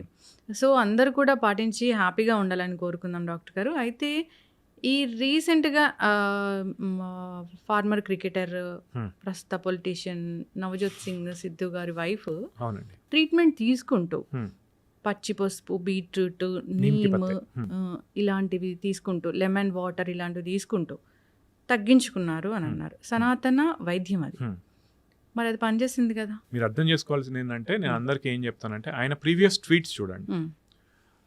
ఆమె గైనకాలజిస్ట్ యాక్చువల్లీ, నాకు తెలిసినంత వరకు అయితే వాళ్ళ వైఫ్ గైనకాలజిస్ట్, ఓకేనా. మీరు ఆయన ప్రీవియస్ ట్వీట్స్ చూస్తే కనుక ఆమె కీమోథెరపీ తీసుకుంది, సర్జరీ చేసిండ్రు, రేడియేషన్ కూడా చేశారు, ఓకేనా. అది మొత్తం అయిన తర్వాత they started her on a diet. ఈ 3 points మన వాళ్ళు కట్ చేశారు. ఆయన చెప్పాడు, కాకపోతే ఎక్కువ ఎంఫసిస్ ఎక్కడ ఇచ్చాడు ఆయన, ఎంఫసైజ్ ఎక్కడ చేశాడు, డైట్ మీద చేశాడు. అయితే ఏంటంటే ఫస్ట్ ఆమె సర్జరీ చేసుకున్నారు. సర్జరీ చేసుకున్న తర్వాత she got a local recurrence. Local recurrence అంటే ఎక్కడైతే ఆపరేషన్ చేసి తీసేశారో అక్కడ ఆ ఏరియాలో రికరెన్స్ వచ్చింది. దానికి వాళ్ళు మళ్ళీ సర్జరీ చేసి కీమో చేసి ఆ ఏరియా మళ్ళీ రాకుండా ఉండేందుకు రేడియేషన్ చేశారు. ఇవన్నీ ఎవరు మాట్లాడరు. దాంతోపాటు అది తీసుకున్నారు కాబట్టి డైట్ వల్లే తగ్గింది అని చెప్తారు అన్నట్టు. అది అబద్ధం. నేను చాలా మందికి ఏం చెప్తా ఉంటానంటే, అందరు ఇప్పుడు మెంటాలిటీ ఎట్లయిపోయిందంటే, సైడ్ ఎఫెక్ట్స్ వస్తే మోడర్న్ మెడిసిన్, ట్రీట్ అయితే నా డైట్ లేదా ఆయుర్వేదం. మీరు సరే తీసుకోండి, కానీ మోడర్న్ మెడిసిన్ పాటించకుండా నేను దాంతోనే తగ్గించుకుంటా అంటే అది మూర్ఖత్వం అవుతుంది. ఇప్పుడు సైడ్ ఎఫెక్ట్స్ అనేవి ఖచ్చితంగా ఉంటాయి కదా డాక్టర్ గారు. ఏ టాబ్లెట్ కైనా ఉంటాయి, ఏ ట్రీట్మెంట్ కైనా ఉంటాయి, కానీ క్యాన్సర్ లో అయితే మరీ ఎక్కువగా ఉంటాయి. అవునండి. ఇప్పుడు కీమో తీసుకున్న వాళ్ళందరికీ జుట్టు రాలిపోతూ ఉంటుంది, చాలా సన్నగా అయిపోతూ ఉంటారు. ఇంకా రేడియేషన్ అలాంటివి చూస్తే చాలా పెద్ద పెద్ద స్కార్స్ ఉంటాయి కదా డాక్టర్. కాదండి, ఇప్పుడు కీమోథెరపీకి కూడా జుట్టు రాలిపోవడం ఎస్, ఇంకొకటి ముందు చాలా వామిటింగ్స్ ఉండేటి. అంటే కొన్ని బుక్లో ఎట్లా డిస్క్రైబ్ చేస్తారంటే బ్లడ్ వామిటింగ్స్ అయిపోయేటి అని డిస్క్రైబ్ చేస్తారు అన్నట్టు. కానీ ఇప్పుడు ఎట్లా అయిపోయిందంటే ఇప్పుడు వామిటింగ్స్ని కంట్రోల్ చేసేటువంటి మెడిసిన్స్ మనకు వచ్చాయి. సో వామిటింగ్స్ అనేది ఆల్మోస్ట్ మనం 80% వరకు తగ్గించగలిగాం. ఇంకొకటి బాడీ వెయిట్ తగ్గడం అనేది మల్టీ ఫ్యాక్టోరియల్ అండి. క్యాన్సర్ వల్ల కూడా బాడీ వెయిట్ తగ్గుతుంది. మీరు ఆ టైంలో స్ట్రెస్ కావచ్చు, ఆకలి లేకపోవడం కావచ్చు, ఈ మన కీమోథెరపీ ఎఫెక్ట్ కావచ్చు, వీటన్నిటి వల్ల కూడా మీరు ఆహారం తక్కువ తీసుకుంటారు, అందుకు కూడా మీరు సన్నం అవుతారు. రైట్. మీరు ఇంకోటి గమనించాల్సింది ఏంటంటే ఇవన్నీ ఉన్నా కూడా నేను ఎప్పుడు ఏం చెప్తాను, రిస్క్ బెనిఫిట్ అనాలిసిస్. ఓకేనా. మనకి ఇవన్నీ రిస్క్స్, కానీ మనకు బెనిఫిట్ ఉందా? ఎస్. సో ఆ బెనిఫిట్ని చూస్తూ ముందుకు నడవాలి తప్పితే ఈ రిస్క్ని చూసి భయపడ్డారనుకోండి మళ్ళీ క్యాన్సర్ పెరిగితే అదే పెద్ద రిస్క్ కదా. అది నేను చెప్తాను. వెరీ అడ్వాన్స్ ట్రీట్మెంట్ ఉందా క్యాన్సర్స్కి? అంటే జనరల్గా ఇప్పుడు ఏదైనా భాగానికి క్యాన్సర్ వస్తే అక్కడ మాత్రమే తగ్గిస్తారు, ఇంకెక్కడ బాడీలో క్యాన్సర్ సెల్ పెరగకుండా చేసే విధానాలు ఉన్నాయా? అంటేనండి, ఫర్ ఎగ్జాంపుల్ ఇప్పుడు కీమోథెరపీ ఏంటంటే ఇప్పుడు బ్రెస్ట్ క్యాన్సర్ ఉంది, వాళ్ళ కీమోథెరపీ ఎందుకు ఇస్తారంటే ఒకటి డౌన్ సైజింగ్, అంటే అక్కడ ఉన్న బ్రెస్ట్ క్యాన్సర్ తగ్గడానికి, ప్లస్ శరీరంలో ఇంకెక్కడున్నా కూడా ఆ రిస్క్ తగ్గించేందుకు కీమోథెరపీ ఇస్తారు. ఆపరేషన్ అండ్ రేడియేషన్ ఎందుకు చేస్తారు? ఏ భాగంలో అయితే ఉందో అది తీసేసేందుకు మనకు ఆపరేషన్ చేస్తారు, ఆ భాగంలోనే మళ్ళీ రాకుండా ఉండేందుకు will give radiation. So your entire body is covered, ఎక్కడైతే వచ్చిందో అది కూడా కవర్ అయింది. అంతేగాని మొత్తం శరీరం అంతా రాకుండా చేసేందుకు ఏమి ఉండదు అనేది లేదండి. మళ్ళీ నెక్స్ట్ క్వశ్చన్ ఏమొస్తా ఉంది జనాలకి, అట్లయితే మళ్ళీ ఎందుకు వచ్చిందంటే డెఫినెట్లీ రెసిస్టెంట్ క్లోన్స్ అనేటివి ఉంటాయి చాలా మటుకు. అంటే ఒక్క కణం మిగిలినా కూడా అది over period of time multiply అవుతా ఉంటుంది. ఇప్పుడు అదేంటంటే నేను ఇంతకుముందు ఒక మాట మాట్లాడాను, మన శరీరంలోనే ఇంకొక డిఫరెంట్ వరల్డ్ ఉంది అని చెప్పి. ఆ కణం యొక్క పని ఏంటి? అది బతకాలి. సో దానిలో డిఫరెంట్ చేంజెస్ తెచ్చుకుంటూ ఉంటుంది. ఎటువంటి ఎన్విరాన్మెంట్ ఉన్నా అది బతకడానికి అది పెరుగుతూ ఉంటుంది, మల్టిప్లై అవుతూ ఉంటుంది. అప్పుడు మనం దాన్ని ఐడెంటిఫై చేసి దానికి టార్గెటెడ్గా ఏ కీమోథెరపీ పనిచేస్తుందో దాన్ని ఇస్తాం. అట్లని చెప్పి 100% ప్రతి ఒక్కటి తగ్గుతుందని కాదండి. కొన్ని డెఫినెట్లీ రెసిస్టెంట్ క్లోన్స్ ఉంటాయి, వాటిని మనం తగ్గించలేము. అది ప్రతి దానిలో ఉంటుంది. ఈ విషయంలో మోడర్న్ ఎవిడెన్స్ బేస్డ్ మెడిసిన్ ఇంకా ఇంప్రూవ్ అవ్వాల్సిన అవసరం ఉంది. డైట్స్ మాట్లాడుకుంటే మీరు చెప్పారు ఇంతకుముందు ప్యాక్డ్ ఫుడ్ అలాంటివి తీసుకోకూడదు, జంక్ ఫుడ్ అలాంటివి తీసుకోకూడదు, నార్మల్గా మన ఇంట్లో తీసుకునే ఫుడ్ ఓకే అని అన్నారు. ఓకే కదా నార్మల్గా ఇంట్లో తీసుకునే ఫుడ్ అంటే? ఎస్ అండి, డెఫినెట్లీ ఓకే. నేను ఇంకొక స్టెప్ ముందుకేసి ఏమంటానంటే, వీలైతే మళ్ళీ తిడతారేమో కమెంట్లో నాకు తెలియదు, కానీ వీలైతే మీ కూరగాయలు మీరు పండించుకోండి, మీ రైస్ మీరు పండించుకోండి. నాకు ఒక చిన్న ల్యాండ్ లీజ్ తీసుకొని నేను అందులో ఏం చేస్తానంటే నా కూరగాయల వరకు నేను పండించుకుంటాను, నా రైస్ వరకు నేను తీసుకుంటాను, అందులో ఏం మిగతా పెస్టిసైడ్స్ కానీ ఏది వాడకుండా నేను చూసుకోగలుగుతున్నాను. ఓకేనా. అందరూ అట్లా చేసుకోకపోవచ్చు, కానీ వీలైతే కనుక అది పాటించండి. ఎందుకంటే అట్లీస్ట్ ఇప్పుడు ఇంకొకటి ఏంటంటే దీని స్టడీస్ కూడా ఉన్నాయండి. మనం ఫెర్టిలైజర్స్ కానీ పెస్టిసైడ్స్ వాడడం వల్ల క్యాన్సర్ వస్తుందా అని స్టడీస్ ఉన్నాయి. అది యూజ్ చేసేటువంటి ఫార్మర్స్కి ఎక్కువ రిస్క్, కానీ అల్టిమేట్లీ ఎండ్ కన్జ్యూమర్కి అంత రిస్క్ కాదని స్టడీ ఉంది. ఓకేనా. కానీ నేను ఇంకా ఏమంటానంటే ఇప్పుడు తెలియకపోవచ్చు, నేను ఇంతకుముందు ఏమన్నానంటే ప్రతి శరీరం ఒకటే రకంగా పనిచేయకపోవచ్చు, మీకు అది రిస్క్ అవ్వచ్చు. దాన్ని తగ్గించేందుకు ఏం చేయాలో మీ అంతటా మీరే చూసుకోవాలండి. నా మట్టుకు నేను ప్యూర్ మిల్క్, నాకు సంబంధించిన నా బర్రె ఉంది ఒకటి, దాని నుంచి తెచ్చుకొని తాగుతాను. నాకు సంబంధించిన వరకు నాకు వీలవుతుంది కాబట్టి. మళ్ళీ నాకు పెద్ద డబ్బులు ఏం లేవండి, నేను అనేది అది కూడా లీజే తీసుకున్నాను ల్యాండ్. మళ్ళీ కమెంట్లలో ఎవరైనా పెడుతున్నాను డబ్బులు ఎక్కువనే అని చెప్పి, నా ల్యాండ్ లీజ్ తీసుకున్నాను, దానిలో నాకు సంబంధించిన వరకు ఫుడ్ గ్రో చేసుకొని, అంటే నా మట్టుకున్న రిస్క్ ఫ్యాక్టర్స్ నేను తగ్గించుకోగలుగుతున్నాను. మీ బాడీ, మీ శరీరం రిస్క్ తగ్గించుకోవాల్సిన బాధ్యత మీది. అది ఎట్లా వీలవుతుంది అనేది మీరు చూసుకోవాలి. ఎస్. అయితే డాక్టర్ గారు ఇప్పుడు నాన్ స్టిక్స్, అల్యూమినియంస్, ఆయిల్స్, మీరు అన్నట్లుగా very polished rice, sugar, salt ఇలా చెప్తారు కదా, ఈ లిస్ట్లో ఏముంటాయి అసలు క్యాన్సర్ని బాగా వచ్చేలాగా చేసేవి మన ఇంట్లో ఉండే? ఆర్టిఫిషియల్ స్వీట్నర్స్ కావచ్చు అండి, ప్లస్ ఇప్పుడు కల్తీ బాగా ఎక్కువైపోతుంది. ఇప్పుడు షుగర్ మీరు తినేది ఆర్టిఫిషియల్ షుగరా, లేకుంటే ఆర్టిఫిషియల్ స్వీట్నెస్ యాడ్ చేసిన షుగరా, లేదా న్యాచురల్లీ వచ్చిన షుగరా అనేది, అంటే మన చెరుకు నుంచి తీసినటువంటి దాని నుంచి వచ్చిందా అనేది మనకు ఐడియా లేదు. అంటే ఈ షుగర్ లో కూడా ఆర్టిఫిషియల్ ఉండొచ్చు. అంటే నేను ఇంకొకటి ఏంటంటే, మీరు ఒకవేళ నాన్ స్టిక్ అది ఉందన్నారు కదా, దాని మీద చాలా స్టడీస్ జరిగినాయండి. యాక్చువల్లీ నాన్ స్టిక్ ఏవైతే ఉన్నాయో దాని నుంచి వచ్చే మెటీరియల్ సపరేట్గా చూస్తే, అంటే ల్యాబ్ గ్రౌండ్లో చూస్తే కనుక, ల్యాబ్ ఎన్విరాన్మెంట్లో చూస్తే that may be link to cancer. కానీ అది వాడడం వల్ల, దానిలో ఎక్కువసేపు ఫ్రై చేయడం వల్ల మనిషికి క్యాన్సర్ వచ్చిందా అనేది ఇంకా తెలియలేదు. కానీ నేనేమంటానంటే, నీకు అక్కడ దానిలో ఏదో ఒకటి, ఇప్పుడు అంతెందుకండి ఆర్టిఫిషియల్ కలర్స్ కూడా, కొన్ని ఆర్టిఫిషియల్ కలరింగ్ ఏజెంట్స్ కూడా క్యాన్సర్కి రిస్క్ అని వచ్చింది. ఇప్పుడు మనం బయట మంచూరియా కావచ్చు ఏ తిన్నా కూడా అందులో ఆర్టిఫిషియల్ కలరింగ్ ఏజెంట్స్ యూస్ చేస్తారు. ఐస్ క్రీమ్ అంటారు for example, ice cream is not ice cream, తెలుసు కదా మీకు అది. అవును. ఐస్ క్రీమ్ అన్ని రిఫైన్డ్ ఆయిల్స్ నుంచి తయారు చేస్తారు. ప్యూర్ మిల్క్ నుంచి తయారు చేసేటి కొన్ని బ్రాండ్సే ఉన్నాయి, దానిలో కలరింగ్ ఏజెంట్స్ యాడ్ చేస్తారు, దాన్ని అవన్నీ చేస్తారు కదా. కానీ మరి అవన్నీ తింటాం కదా మనం. నేను అనేది ఏంటంటే వాటికి రిస్క్ ఉంది, ఇంకా ప్రూఫ్ లేదు, బట్ మీరు తగ్గించుకోగలిగితే చాలా మంచిది. ఆయిల్ ఏది మంచిది అంటారు డాక్టర్ గారు? ఇప్పుడు చాలా మంది ఆలివ్ ఆయిల్ వాడతారండి. మేము చిన్నప్పుడు పల్లెన వాడేటోళ్ళం, ఇంట్లో వాళ్ళు అంటే వాళ్ళు అక్కడ పల్లెల నుంచి తీసిచ్చేవాళ్ళు, డైరెక్ట్ వాడేవాళ్ళం. దాని ఏదో చేసి వాడుతూ ఉన్నారు. చాలా ఆయిల్, సన్ఫ్లవర్ ఆయిల్ మంచిది అంటారు, కానీ నీకు వచ్చిన సన్ఫ్లవర్ ఆయిల్ కాదో నీకు తెలియదు. కల్తీలు ఎక్కువైపోయాయండి. అంటే నేను దానిలో ఏం భాగస్వామ్యం లేదు నాకు, కానీ నా ఉద్దేశం ఏంటంటే కల్తీలు ఎక్కువైపోయాయి. మీకు తెలిసి ఇంకొకటి ఏంటంటే చాలా మంది బ్రాండ్స్ ఉంటాయి చూసారా, బ్రాండ్కి ఎక్కువ డబ్బు అని చెప్పి చిన్న బ్రాండ్స్ తీసుకునే అవకాశం ఉంటుంది. ఇదేదో బిజినెస్ ప్రమోషన్ అని కాదు, కానీ కొన్నిసార్లు ఏమంటాయంటే కొన్నిసార్లే మళ్ళీ నేను చెప్పేది, మనం ఎక్కువ డబ్బులు పెట్టినప్పుడు వాళ్ళు క్వాలిటీ అనాలిసిస్ అనేది కొంచెం ప్రాపర్గా చూసుకోగలుగుతారు. సో మీరు కనుక అఫోర్డబుల్ అయితే any good brands they are good for you. ఖచ్చితంగా డాక్టర్ గారు, చాలా చక్కటి ఇన్ఫర్మేషన్ అండి. మన జీవన విధానం ఎలా ఉండాలి, క్యాన్సర్ రాకుండా ఎలాంటి జాగ్రత్తలు తీసుకోవాలి, ఎలాంటి ఆహార నియమాలు పాటించాలి, వస్తుందని ఎలా తెలుస్తుంది, లక్షణాలు ఏముంటాయి, మనము వదిలేస్తే అది ఎక్కువగా పెద్ద క్యాన్సర్ అయ్యే అవకాశం ఉంటుంది, వేరే స్టేజ్కి వెళ్ళే అవకాశం ఉంటుంది, ట్రీట్మెంట్స్ ఏమున్నాయి, మనం ఏం తప్పులు చేస్తున్నాం ట్రీట్మెంట్స్లో కూడా. సో చాలా చక్కగా చెప్పారు డాక్టర్ గారు. ఈ పాడ్కాస్ట్ సిరీస్ అనేది కంటిన్యూ చేద్దాం క్యాన్సర్ గురించి. జనరల్గా నాకు ఇంకా చాలా క్వశ్చన్స్ ఉన్నాయి. షూర్ అండి. మిత్స్ ఏంటి, ఫ్యాక్ట్స్ ఏంటి, ఇలాంటివి కంటిన్యూ చేద్దాం డాక్టర్ గారు. చాలా చక్కటి ఇన్ఫర్మేషన్ అండి, ధన్యవాదాలు. Thank you so much. Sir, one life lesson what medicine has taught you. Whatever you can do without expecting. But I really believe మన పాజిటివ్ యాటిట్యూడ్ ఉంటేనే మనం ఏదైనా సాధించగలం. గట్ ని మనం కరెక్ట్ గా డీల్ చేసినట్లయితే అది మనకి పాజిటివ్ హార్మోన్స్ ని రిలీజ్ చేస్తుంది. షుగర్ వచ్చిన వాళ్ళ పరిస్థితి ఏంటి? పొట్ట దగ్గర పెరిగితే దాన్ని ఆండ్రాయిడ్ అంటారు, ఆండ్రాయిడ్ ఫోన్ కదా. అసలు థాట్స్ ఎందుకు వస్తాయి? బ్రెయిన్ డెడ్ అంటే దానికి ప్రపంచం అంతా కూడా కొన్ని నిర్దిష్టమైనటువంటి లక్షణాలు ఉన్నాయి. మానసికంగా ధైర్యంగా ఉంటే క్యాన్సర్ జయించవచ్చు. You are a doctor for a cause sir, అంతే. వాళ్ళకి వచ్చిన ఆదాయం కాకుండా ఫ్రీ సర్వీస్ ఎంతమందికో చేస్తుంది.